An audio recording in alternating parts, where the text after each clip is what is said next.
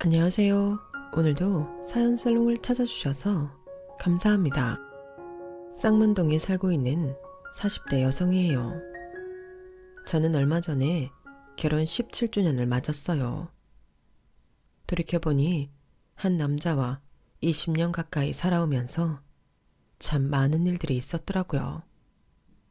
행복한 순간도 있었고 진저리치게 끔찍했던 순간들도 있었어요. 때로는 내가 왜 이 남자와 결혼해서 이 고생을 하고서나 후회했던 적도 한두 번이 아니지만 그럼에도 내 결혼 생활이 썩 나쁘지만은 않았다고 자부하는 건 늘 곁에서 힘이 되어주는 남편과 살아가는 활력소가 되어준 아들 녀석 때문일 거예요. 그래서 이 두 남자와 함께 행복한 인생을 꾸려나가려는데 그걸 방해하는 사람들이 있네요. 그러니 어쩌겠어요. 내 걸 지키기 위해서라도 악바리 정신으로 맞서야죠.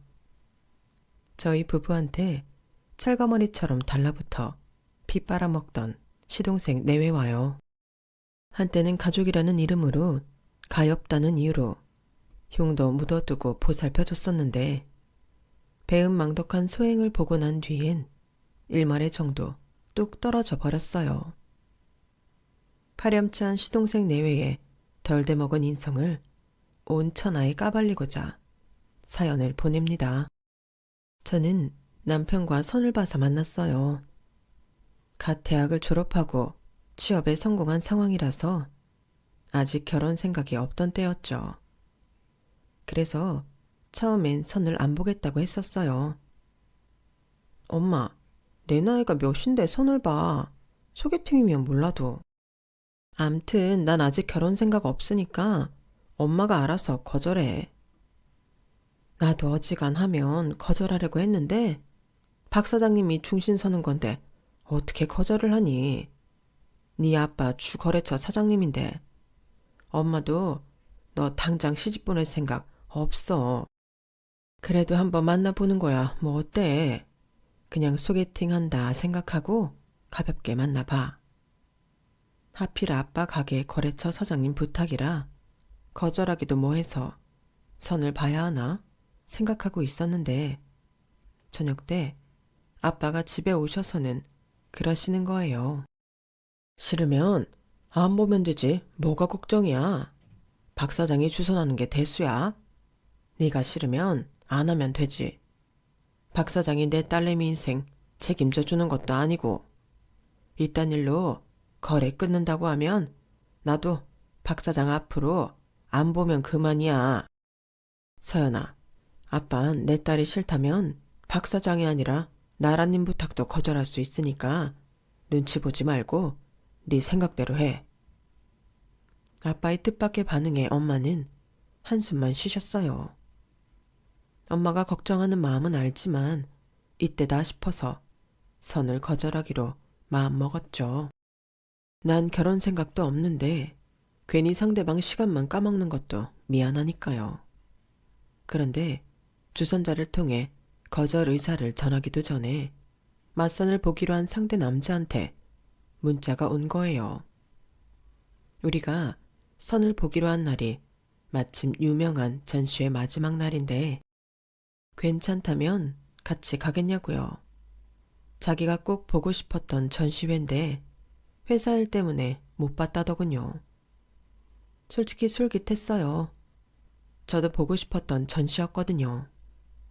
어차피 선이라는 게 만나보고 아니면 어쩔 수 없는 거잖아요. 선 봤다고 해서 꼭 결혼까지 이어져야 하는 건 아니고 그래서 만나서 같이 전시회도 보고 밥 한 끼 먹고 들어가도 되겠다 싶었어요. 그쪽도 나도 선도 선이지만 전시회가 목적이기도 하니까요. 그런데 인생이 마음먹은 대로 되지 않는다더니 제가 딱 그런 거예요. 막상 만나보니 상대 남자가 그냥 놓치기엔 너무 아까운 사람이었거든요. 외모는 제 이상형이 아니었지만 대화가 정말 잘 통하는 사람이었어요. 우리의 공동 목표였던 전시회를 보러 갈 생각도 못할 정도로 앉은 자리에서 3시간 넘게 내리 수다를 떨었어요. 차만 마시고 일어나려던 자리에서 피스케이크를 몇 개나 시켜 먹었나 몰라요. 하도 수다를 떨었더니 허기져서 저녁을 먹고 헤어지기로 했는데 그냥 헤어지는 게 너무 아쉬워서 저희 집 근처 편의점 앞에서 캔커피를 마시면서 또 수다를 떨었지 뭐예요. 그리고 다음 날부터 바로 오빠 동생으로 지내게 되었죠. 제가 아직 나이도 어리고 결혼할 생각이 없다는 걸 알기 때문에 부담 주지 않겠다는 맞선남의 배려였어요. 우리는 결혼을 목적으로 만나긴 했지만 마치 소개팅에서 만난 사람들처럼 연애를 했어요. 그런데 시댁에서는 이런 모습이 마음에 들지 않았던가 봐요. 시부모님께선 그 애가 가기 전에 결혼식을 올리길 바라셨거든요. 결혼을 준비하면서 알게 된 사실이었지만 당시 아버님이 병원에서 대장암 말기 판정을 받은 상태였더라고요. 당신이 세상을 떠나기 전에 맏아들 결혼을 보고 싶어 하셔서 급하게 선자리를 잡은 거였죠. 그런 사정도 모르고 저희가 연애만 하고 있으니 속에서 천불이 나셨겠죠. 결국 시부모님은 남편의 의사도 묻지 않고 선자리를 잡으셨어요. 남편이 알면 거절할까봐 퇴근 시간에 맞춰 남편 회사 앞으로 맞선 상대를 내보냈더라고요. 당일이 돼서야 그 사실을 안 남편은 마지못해 선자리에 나가게 되었어요. 어찌됐건 시간 내서 거기까지 와준 상대 여자분한테 예의는 지켜야 하니까요. 대신 저한테 전화를 했더라고요. 혹시 나중에라도 알고 속상해 할까봐요. 뭐 어쩌겠어. 오빠네 부모님이 그렇게까지 아들 결혼을 바라시는데. 그렇다고 모른 척 할 수도 없는 상황이잖아. 난 괜찮으니까 나가서 얘기 잘 하고 와. 진짜 미안하다. 앞으로는 이런 일 없도록 내가 부모님께 얘기 잘할게. 전화기 너머로 미안해하는 마음이 고스란히 전해질 정도로 남편은 무거운 목소리로 전화를 끊었어요.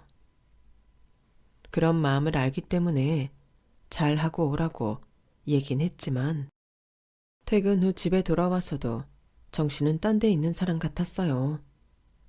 그러다 시간이 흐를수록 화가 나더라고요. 결혼 생각 없다는 사람 선자리까지 나가게 해서 둘을 붙여줬으면 그만이지 잘 만나고 있는 상황에 또다시 선자리를 잡는 건 예의가 아니잖아요. 부모님한테는 이런 상황을 말도 못하고 속만 부글부글 끓고 있는데 남편한테 문자가 왔더라고요. 집 앞인데 잠깐 얼굴 좀 볼 수 있냐고요.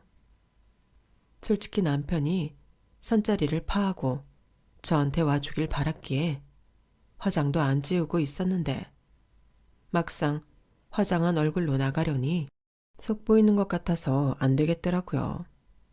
그래서 화장 싹 지우고 머리도 부스스하게 하곤 후줄근한 추리링 차림으로 나갔어요. 그랬더니 남편이 저를 보고는 그러는 거예요. 자다 나왔어? 남자친구가 선보러 나갔는데 걱정도 안 됐어? 금방이라도 울음을 터뜨릴 것 같은 남편 표정을 보니 괜히 놀리고 싶더라고요. 걱정은 무슨, 잠만 잘 오더라. 선은 잘 봤어? 얘기 좀 더 하다 오지. 벌써 헤어지고 온 거야? 헤이, 무슨 남자가 매너가 이 모양이야. 그랬더니 남편이 한숨만 푹푹 쉬면서 구두 앞코로 애꿎은 발만 툭툭 차더라고요. 그러더니 입을 삐죽거리면서 그러는 거예요. 난 그 여자한테 사귀는 사람 있다고 말했다가 뺨까지 맞았는데. 그 말을 듣고 보니 남편 왼쪽 뺨이 붉게 부어있더라고요. 그걸 보니 불쑥 화가 나는 거 있죠. 웃기는 여자네? 아무리 화가 나도 그렇지. 지가 뭔데 남의 남자 뺨을 치고 그래? 나도 한번 안 만져본 뺨을. 오빤 그걸 그대로 맞고 있으면 어떡해. 아씨, 아직도 빨갛잖아. 남편 뺨을 어루만지며 속상해하는데 남편이 제 손을 잡으며 그러는 거예요. 뺨 맞은 게 대수야. 난 너한테 미안해서 여기까지 오는 동안 미치는 줄 알았는데. 서연아, 우리 그냥 결혼하자. 오늘 선자리에 나가보고 확실히 알았어. 난 너 없으면 안 될 것 같아. 추리링 차림에 반지도 없는 프로포즈였지만 그 순간만큼은 이상하게 가슴 벅찰 만큼 행복했어요. 그동안 스스로 계획했던 내 미래와 이성적인 판단이 아무 소용 없을 정도로 말이죠. 그렇게 우리 부부는 결혼을 하게 되었어요. 시댁에 처음 인사를 하러 간 날, 그동안 왜 그렇게 시댁에서 결혼을 서둘렀는지 알겠더라고요. 아버님 모습에 병색이 짙어 보였거든요. 아버님은 힘없이 바싹 마른 손으로 제 손을 잡아주시며 우리 집에 와줘서 고맙다고 몇 번이나 말씀하셨어요. 어머님은 그간 저 때문에 마음을 졸인 탓이었는지 반기는 마음과 야속한 마음이 반반 섞인 듯 보였죠.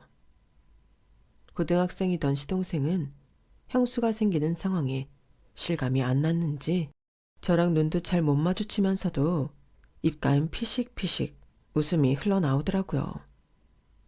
그날 시댁 식구들과의 만남은 낯설긴 했어도 정감이 느껴졌어요.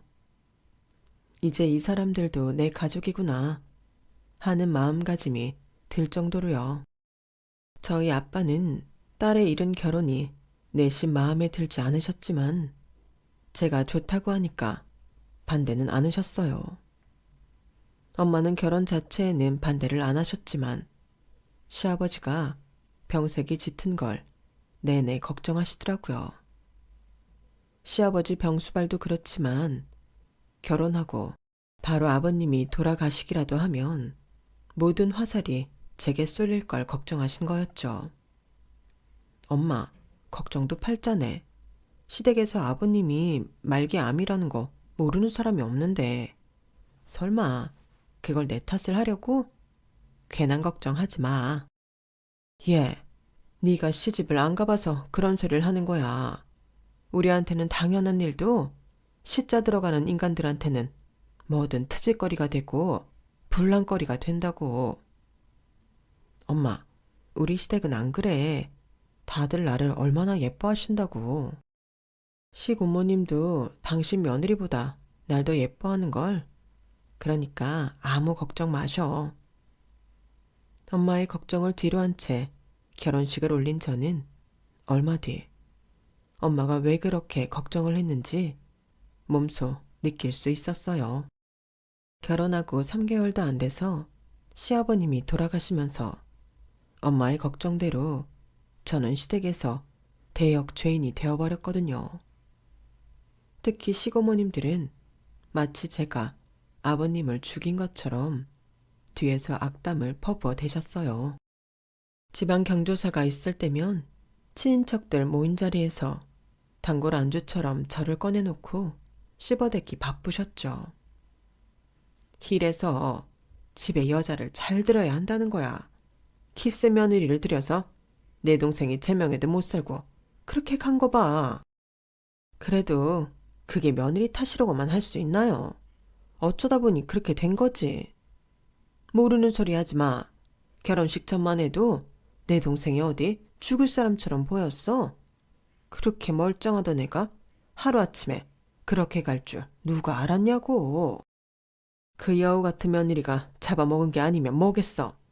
그러게 사람 들이기 전에 잘 알아보고 했어야 하는데 그렇게 덜컥 식부터 올리게 하더니 이 사단을 냈네. 아, 죽은 내 동생만 불쌍하지. 결혼 전에 이미 말기암으로 시한부 판정을 받았다는 걸 뻔히 알고 있으면서도 시고모님들은 사람들 앞에서 제 탓을 하셨어요. 웃긴 건 그래놓고는 제 앞에서는 늘 웃는 얼굴로 저를 맞아주신다는 거였죠. 그건 시고모님뿐만이 아니었어요. 시댁 식구들 대부분이 겉과 속이 다르게 행동했으니까요. 엄마가 왜 그렇게 시자 들어가는 인간들을 걱정했는지 그제야 알겠더라고요. 아버님이 돌아가시고 시댁에는 어머님과 시동생 둘뿐이었어요. 따로 생활비는 버는 사람은 없었지만 그래도 아버님이 남겨주신 재산이 있어서 생활비 걱정은 하지 않고 살 수 있었죠. 그건 저희 부부한테도 정말 다행이었어요. 결혼할 때 시댁에서 집을 해주시긴 했지만 어디까지나 전셋집이라서 계약이 끝날 무렵이면 전세금 올려달라는 집주인 전화에 가슴 졸여야 했거든요. 한 살이라도 젊을 때 돈을 모아서 내 집 마련을 해야겠다는 생각에 무리하게 적금도 넣고 있었고요. 그런 상황에 시댁 생활비까지 대야 했다면 정말 난감할 뻔했지 뭐예요. 아버님이 돌아가시고 이듬해 제가 출산을 하자 한동안 아버님의 빈자리로 썰렁했던 집안에 조금씩 활기를 찾기 시작했어요. 아이의 울음소리가 그렇게 큰 위안이 된다는 걸 새삼 느낄 정도였죠. 한동안 외출도 잘 안 하고 집안에서 계시던 어머님도 소녀딸 재롱에 빠져서 시간 가는 줄 모르셨어요. 출산휴가가 끝나갈 무렵엔 어머님이 먼저 저희 딸을 봐주시겠다고 말씀해 주셨어요. 너도 한창 일할 나이인데 애 때문에 집에서 들어앉아 살림만 하게 할 수는 없잖니. 그래서 말인데 이번에 전세 계약 끝나면 우리 집 근처로 이사 오는 게 어떻겠니? 아무래도 애 보려면 집이 가까워야 할 것 같아서 말이다. 니들이 싫다면 할 수 없지만 아침 저녁으로 애 데리고 본가까지 오기도 힘들잖아. 저희야 좋죠. 그런데 어머님 힘들지 않으시겠어요? 애 보는 게 힘도 많이 들고 생각보다 에너지 소모가 크던데요. 그런 소리 마라. 이래봬도 내가 아들 둘을 키운 사람인데 손녀딸 하나 못 볼까? 나 아직 그 정도 체력은 돼. 저 또한 뗀 애를 시설에 맡기는 게 내심 불안했던 저로서는 이보다 좋은 소식이 없었어요. 그래서 남편과 상의 끝에 전셋집을 빼고 시댁 근처로 이사를 했어요. 시댁과는 걸어서 5분 거리라서 출퇴근길에 아이를 맡기기도 편하고 아이 핑계 삼아 가끔씩 저녁은 시댁에서 다 같이 먹게 되니 어머님도 이제야 사람 사는 집 같다시며 많이 좋아하시더라고요. 어차피 애 맡기면 들어갈 돈도 남이 아닌 어머님께 드리니 나가는 돈이 아깝다는 생각도 안 들었고요. 저희 딸은 유치원에 들어가기 전까지 어머님 손에서 자랐어요. 그러다 보니 말투도 어머님을 닮아가고 행동도 지 할머니랑 비슷한 점이 있어서 가끔씩 내 딸이 시어머니처럼 보이기도 했죠. 남들은 뭐라고 할지 모르겠지만 저는 제 딸이 시어머니를 닮아가는 게 싫지만은 않았어요. 그건 아마도 저랑 시어머님 사이가 꽤 가까웠기 때문일 거예요.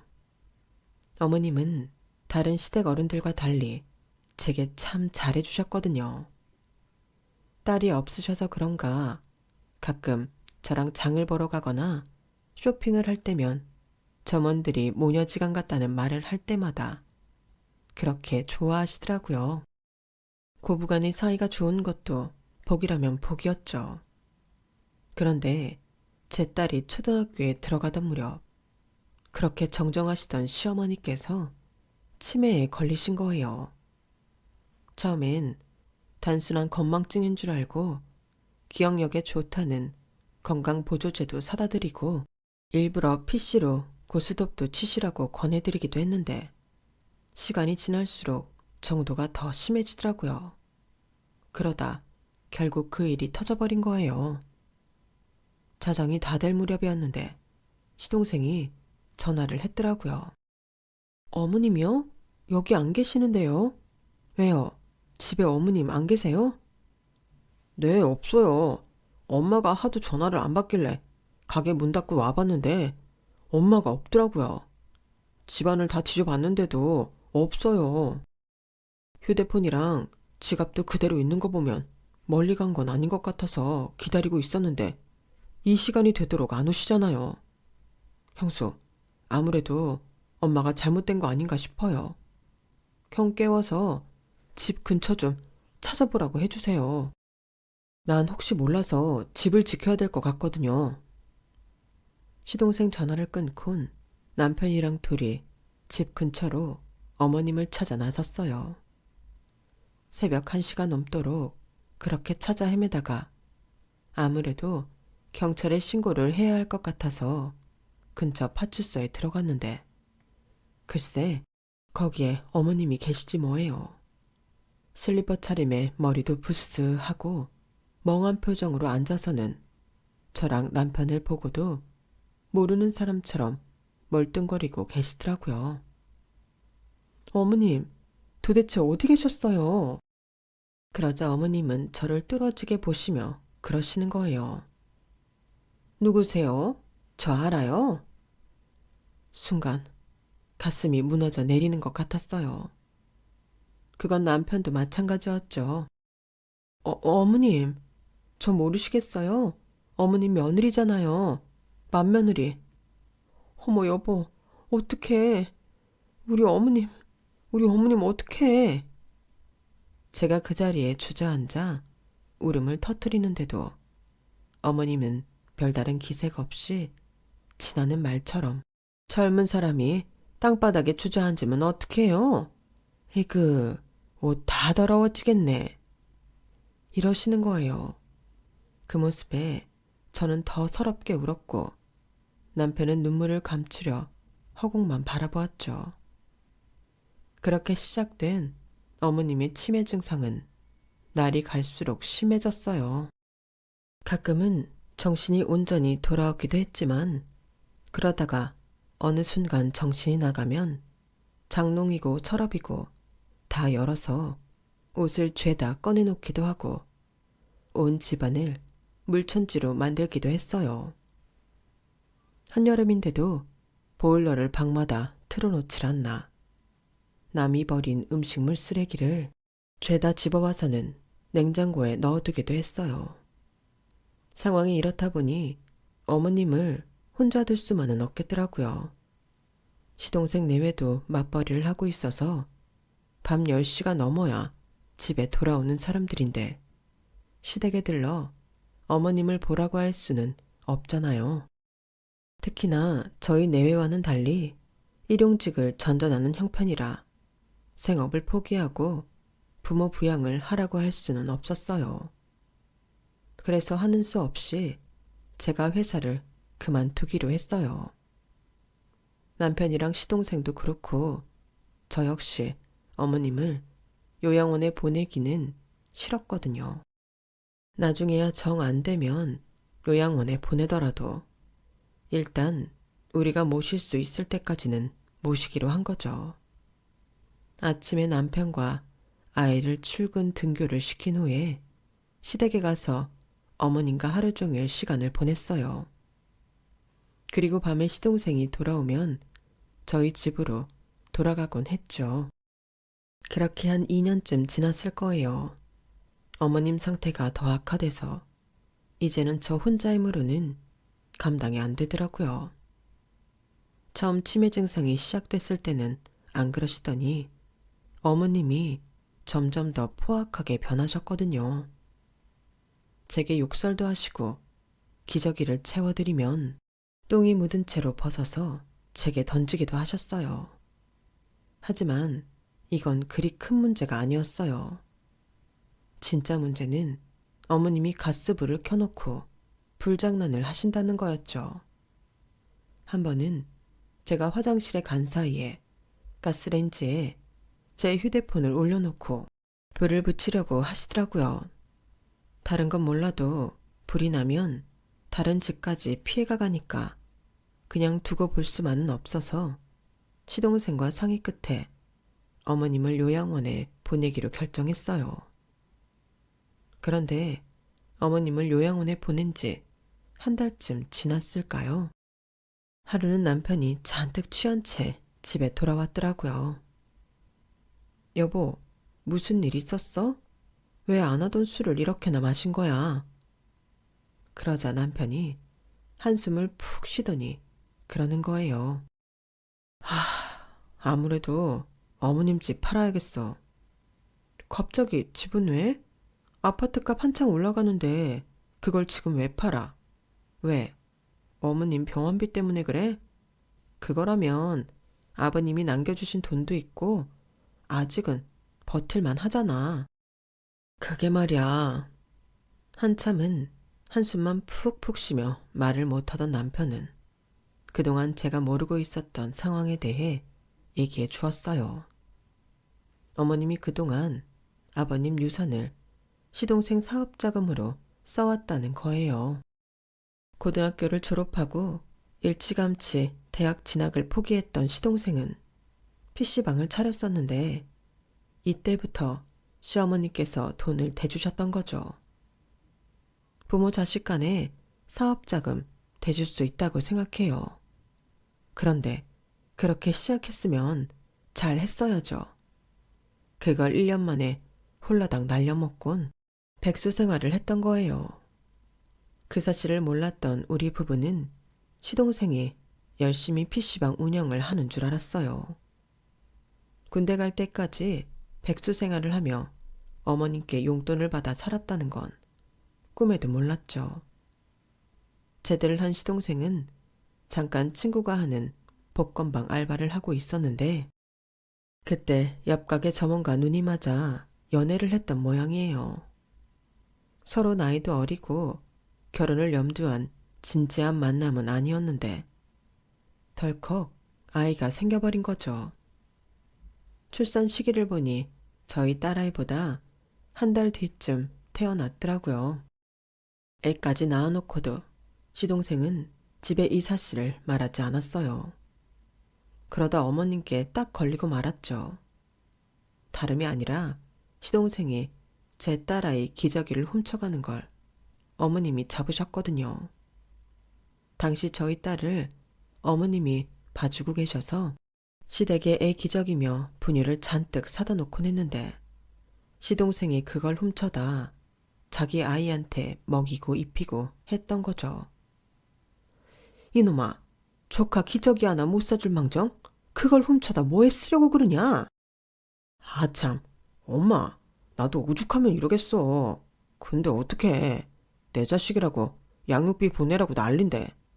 이거라도 보내주고 입 좀 막으려고 그랬어.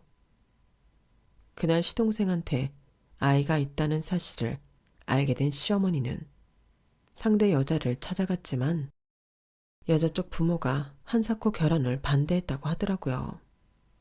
제 시동생한테는 미래가 안 보인다면서요. 대신 애 양육비로 1억을 요구했고 어머님은 결국 그 돈을 여자 쪽 부모에게 건넸어요. 그런데 일이 그렇게 일단락 될 줄 알고 지냈는데 몇 년 뒤 그동안 연락이 없던 애 엄마가 시동생 애를 데리고 시동생을 찾아온 거예요. 자기 엄마랑 계부가 애 양육비랑 월세집 보증금까지 빼가지고 도망쳤다면서요.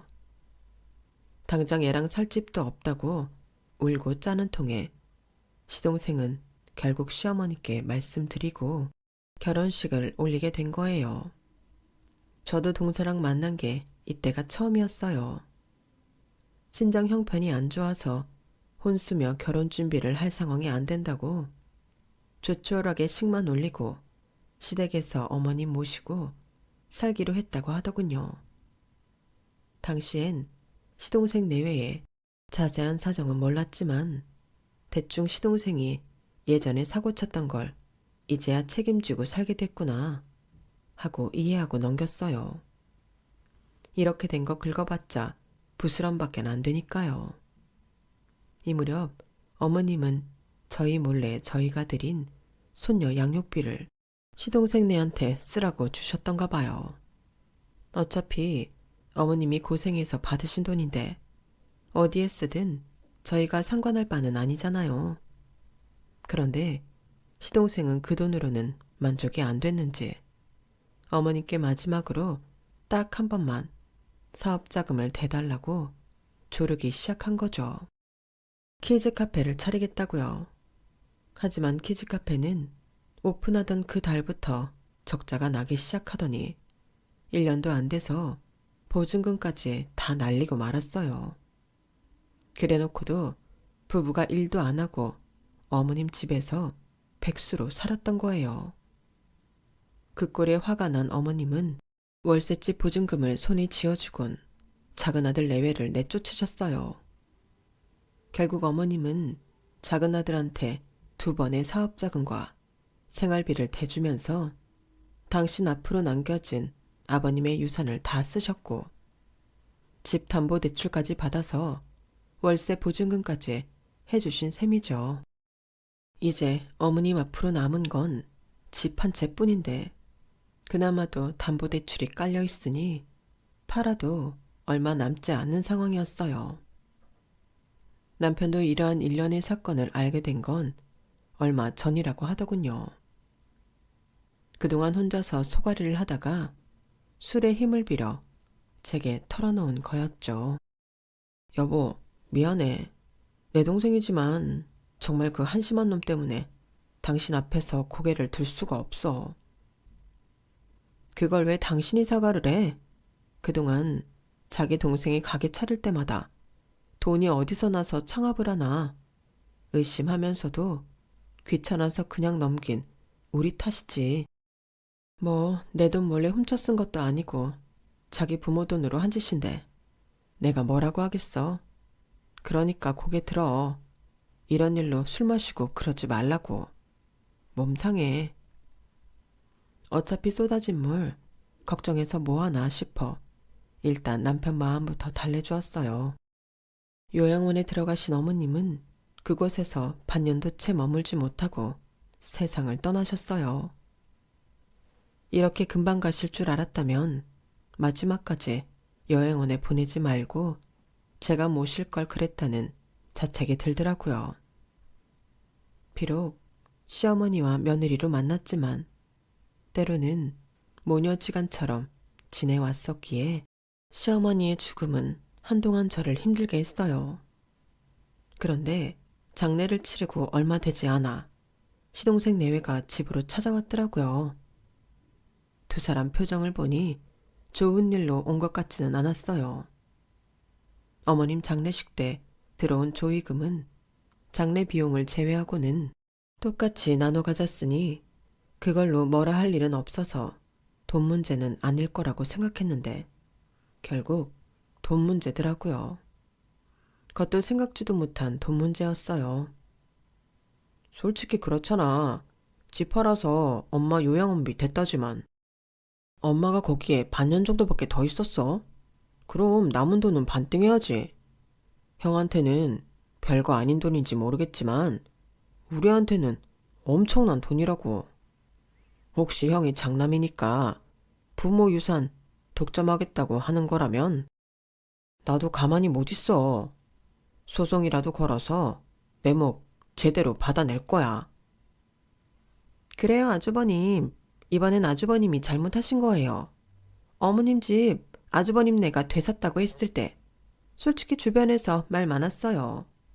아파트 시세 많이 올랐는데 헐값에 큰아들한테 넘기는 거 아니냐고요. 돈 앞에서 형제고 뭐고 없다고 떠들어대는데도 저희는 끝까지 아주버님만큼은 믿었다고요. 그런데 어떻게 믿는 도끼에 발등 찍히게 하세요? 각자 목 제대로 계산해서 주세요.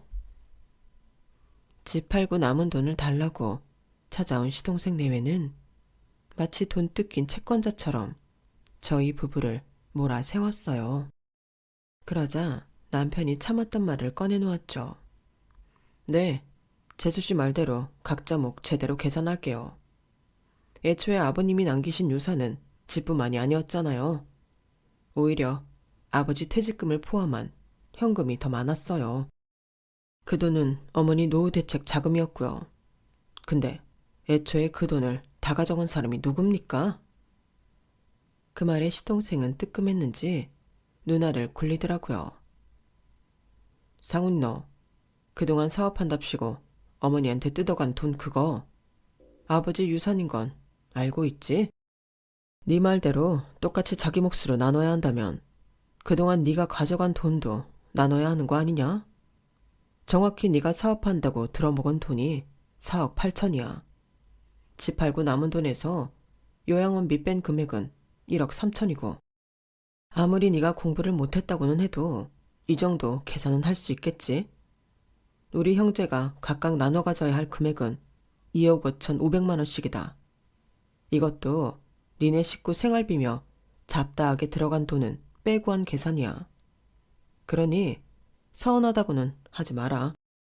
재수씨, 2억 5천 5백만 원씩 받아야 하는 돈에서 내가 받은 돈은 1억 3천이니까 저한테 얼마를 더 주셔야 할까요? 그러자 방에 있던 제 딸이 얼른 1억 2천 5백이라고 소리쳤어요. 들으셨죠? 두 사람 말 맞다나 나도 내 몫은 제대로 받아야겠으니 그 돈 당장 돌려주세요. 그러자 동서가 눈을 부라리며 바락바락 소리쳤어요. 그걸 왜 우리한테 받아요? 막말로 작은 아들 사업자금 대준 건 어머님인데 왜 우리가 그 돈까지 책임져야 하냐고요. 내가 그동안 치사해서 이런 말은 안 하려고 했는데 아주버님이 먼저 치사하게 나오시니 저도 할 말은 해야겠네요. 저 시집 온 이후로 불과 몇 년 전까지 어머님 모시고 살았어요. 시어머니 부양까지 한 노고에 대해 대가를 받아야겠다고요. 그것도 포함해서 계산해 주세요. 동서 말에 기가 차서 말도 안 나왔어요. 동서가 시집 올 때 사정을 저도 다 아는데 어쩜 저렇게 뻔뻔할 수가 있나 싶더라고요. 동서, 우리가 동서 시집 올 때 말했지. 전세든 월세든 집 해줄 테니까 따로 살라고. 그때 동서가 뭐라고 그랬어? 난 살림도 할 줄 모르고 혼수해올 돈도 없으니까 시댁에서 살겠다고 했던 거 잊었어? 동서가 어머님 댁에 사는 동안 밥은 몇 번이나 했어? 빨래는? 청소는? 내가 달래 일주일에 한 번씩 어머님 댁으로 도우미 보내는지 알아? 작은 며느리 팬티까지 빨아주고 사시는 어머님이 하도 안 됐어서 그래서 내 돈 들여 사람 보내드린 거라고. 그런데 뭐? 동서가 시어머니를 모셔? 여들의 삶은 호박에 이 안 들어갈 소리 작작해. 어머님께 드린 우리의 돌봄비도 도련님이랑 동서가 다 뺏어다 쓰고 자기 자식까지 어머님한테 넘기고 살았으면 미안하고 창피한 줄 좀 알아. 어디서 시어머님 부양했다는 개소리를 해? 동서는 부양이라는 단어 뜻도 몰라? 그동안 두 사람이 어떻게 살았는지 몰라서 입 다물고 있었던 거 아니야. 말로는 일한다고 했지만 둘 다 부모 등골 빼먹으면서 백수로 산 거 다 안다고. 어머님 치매 판정 받았을 때도 어머님 모시기 싫어서 일 나가는 척 쇼했던 거 다 알고 있다고. 그렇게 빨아쳐먹고도 모자라서 더 달라고? 니들이 인간이긴 하니? 그러자 시동생이 심통난 사람들처럼 입을 대빨 내밀고는 툴툴 거렸어요. 그래도 형이랑 형수는 먹고 살만하잖아요. 애초에 형은 아버지가 대학까지 보내줬으니까 나보다는 더 받고 산 셈 아니에요. 그러니까 내 대학 자금이다 생각하고 좀 더 줘요. 그 말에 동서도 한마디 거들었어요. 우리 두 사람 잘 먹고 잘 살자고 이러는 거 아니에요. 우리 애 때문에 이러는 거죠. 어머님이 가시는 길에 작은 손주 양육비 해주신다 셈치고 집 한 돈 저희 주세요. 네? 도대체 자기 자식 키우는데 왜 죽은 시어머니한테 양육비를 받겠다는 건지 모르겠더라고요. 그런데 동서의 이 말에 제 남편이 피식 웃으며 그러는 거예요. 재수씨, 승주 양육비라면 승주 태어났을 때 이미 받아갔잖아요? 기억 안 나요? 그쪽 어머님이랑 양부가 와서 1억 받아갔던 거. 그간 잊고 있었는데 재수씨 얘기를 들으니 그 1억도 계산에 넣어야겠네요. 그 말에 올케는 누나를 굴리며 뜨끔한 표정이었어요. 조금 전까지 돈 내놓으라고 바락바락 대들던 모습과는 대조적으로 말이죠. 두 사람이 형제간의 소송도 불사하겠다고 찾아왔으니 나도 똑같이 해줘야겠지. 이번 달까지 나머지 금액 내 계좌로 입금해라. 안 그러면 바로 소송 들어갈 테니까. 소송으로 번지면 이 금액으로 안 끝나. 너희 부부가 어머니한테 기생하고 살면서 쓴 생활비도 모조리 받아낼 테니 알아서 하라고. 나이를 먹었으면 자신이 저지른 일에 대한 책임도 질 줄 알아야지.